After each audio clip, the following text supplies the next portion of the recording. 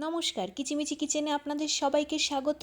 আজ আমি শেয়ার করছি আলু সজনে ডাঁটা দিয়ে মাছের ঝোলের রেসিপি, খুব সাধারণভাবে। রেসিপিটি কেমন লাগলো অবশ্যই কমেন্ট বক্সে জানাতে ভুলবেন না। চলুন তাহলে এবার শুরু করা যাক। প্রথমে মাছগুলো পরিষ্কার করে ধুয়ে একটি প্লেটে নিয়ে হলুদ লবণ দিয়ে মাছগুলো মেখে নিলাম।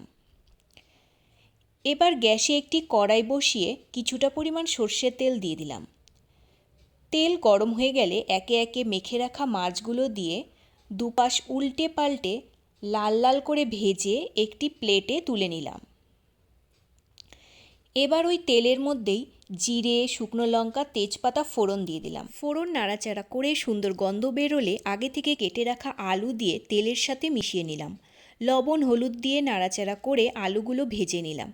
এবার আগে থেকে কেটে রাখা সজনে ডাঁটাগুলো দিয়ে নাড়াচাড়া করে ভাজা ভাজা হয়ে গেলে কেটে রাখা হাফ টমেটো কুচি দিয়ে দিলাম। টমেটো গলে নরম হয়ে গেলে আগে থেকে পেস্ট করে রাখা আদা, জিরে, কাঁচা লঙ্কা, হাফ টমেটোর মিশ্রণটি দিয়ে দিলাম। সবজির সাথে মশলা ভালো করে মিশিয়ে মশলার বাটি ধোয়া সামান্য জল দিয়ে মশলা ভালো করে কষিয়ে পরিমাণ মতো জল দিয়ে দিলাম, লবণ দিয়ে দিলাম।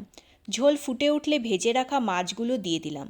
ঝোলের মধ্যে মাছগুলো খুন্তির সাহায্যে ডুবিয়ে দিলাম। সামান্য ভাজা জিরের গুঁড়ো, কয়েক দানা চিনি দিয়ে দিলাম। নামানোর আগে ধনেপাতা কুচি দিয়ে নামিয়ে নিন আলু সজনে ডাঁটা দিয়ে মাছের ঝোল। ধন্যবাদ।